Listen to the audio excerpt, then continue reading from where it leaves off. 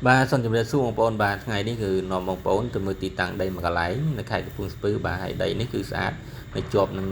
គម្រោងផ្លូវរដ្ឋ30ម៉ែត្របងប្អូនបាទគឺយើងចេញពីទីរួមខេត្តកំពង់ស្ពឺទៅចម្ងាយតែ10គីឡូជាងតិចទេបងប្អូនបាទហើយយើងគិតពីភ្នំពេញទៅបាទគិតពីវត្តភ្នំទៅតែ60គីឡូទេបងប្អូនបាទគឺចិត្តភ្នំពេញទេយើងជិះប្រហែលជា1ម៉ោងកន្លះគឺដល់ទីតាំងដីបាទវាសួរបងប្អូនបាទឥឡូវនងបងប្អូនមើលទីតាំងដីឡូមកកន្លែងបាទហើយដីឡូនេះស្អាតជាប់នឹងផ្លូវរដ្ឋជាប់នឹងផ្លូវរដ្ឋ30ម៉ែត្របាទខ្ញុំថតជូនបងប្អូនហ្នឹងគឺទើបតែភ្លៀងបាទភ្លៀងរៀងមិញអញ្ចឹងមើលឃើញទឹកតិចបាទបងប្អូនបាទអញ្ចឹងនងបងប្អូនមើលដីឡូបាទមួយកន្លែងមាន2ឡូបងប្អូនបាទ2ឡូធំ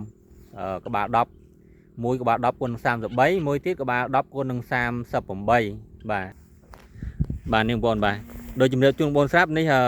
ជាប់នឹងផ្លូវធំនេះឃើញមានបកគោភ្លើងបាទផ្លូវរដ្ឋ30ម៉ែត្រ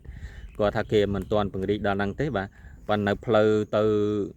ពីទីរួមខេត្តមកគេពង្រីកគេចាក់បេតុងគេចាក់អីបានមកឆ្ងាយដែរហើយបាទប៉ុន្តែតំបន់នេះគេអត់ទាន់ពង្រីកដល់ទេបាទគឺមានផ្លូវគ្រួក្រហមប៉ុណ្ណឹងប៉ុន្តែបើគម្រោងផ្លូវរដ្ឋនេះគឺចូលផ្លូវរដ្ឋធំបាទផ្លូវ30ម៉ែត្រអញ្ចឹងគឺដីឡូនេះគឺនៅជាប់ទៅនឹងផ្លូវនឹងឯងបាទនេះគឺបកគោនេះគោឡូលេខ X10 នេះបាទអញ្ចឹងទៅគោឡូនោះបាទអញ្ចឹងដីនឹងក្បាល10ម៉ែត្របងប្អូនបាទក្បាល10ម៉ែត្របាទហើយមាន2ឡូជាប់គ្នាអញ្ចឹងវាក្បាល20បាទ1ឡូវា10គុណនឹង38បាទឡូនេះគឺ10គុណ38ហើយឡូមួយទៀតនោះគឺ10គុណនឹង33បងប្អូនបាទអញ្ចឹងមាន2ឡូចូលគ្នាវា20បាទ20ក្បាល20បងប្អូនបាទអញ្ចឹងដីនេះស្អាតបាទហើយទីតាំងគឺនៅស្រុក